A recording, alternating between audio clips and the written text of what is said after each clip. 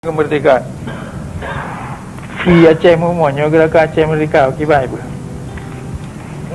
Tapi titik berapa dia sampai riwang dia buat sejarah.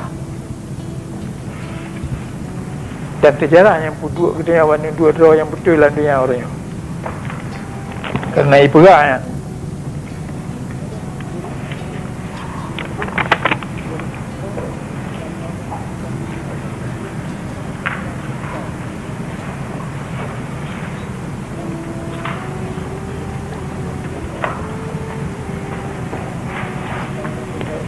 Itulah apa? The history of Aceh is a long and glorious one. Sejarah Aceh nak aku tahu sejarah yang panjang lagi nak dan megah lagi nak.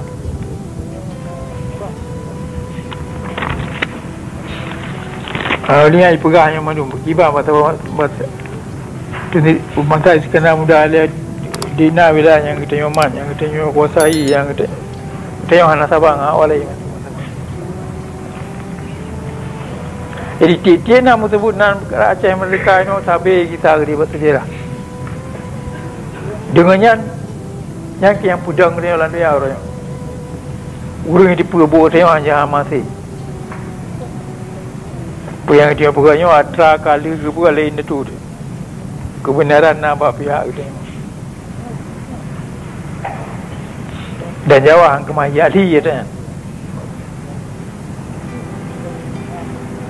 Yang kerja sejarah Aceh pada paham betul-betul. Bagaimana tidak dapat ini tu mana ada tapam, bagaimana kita mikir, kibang ke buruk, kibang gudek, kibang ke mati. Bat tahu deh, ini tu dia hang pemelihara, gitu orang pemelihara, hang ya puluh gop inang gua Aceh je kurun dua. Ada tilam tu. Minyak di Aceh sampai orang Aceh yang mesti lembu isa. Menacilan tu ya hang terima bantara ejak kena ya berita rupanya dia mereka ejak sih gemuk perang nyaw udip nyaw lagi yang kita nyaw ya meruno kelai orang yang kemana mau perang menyatu hana mentabau itu hana terima perintah dan menyatu hana ada tukar pakar hanya hana terima perintah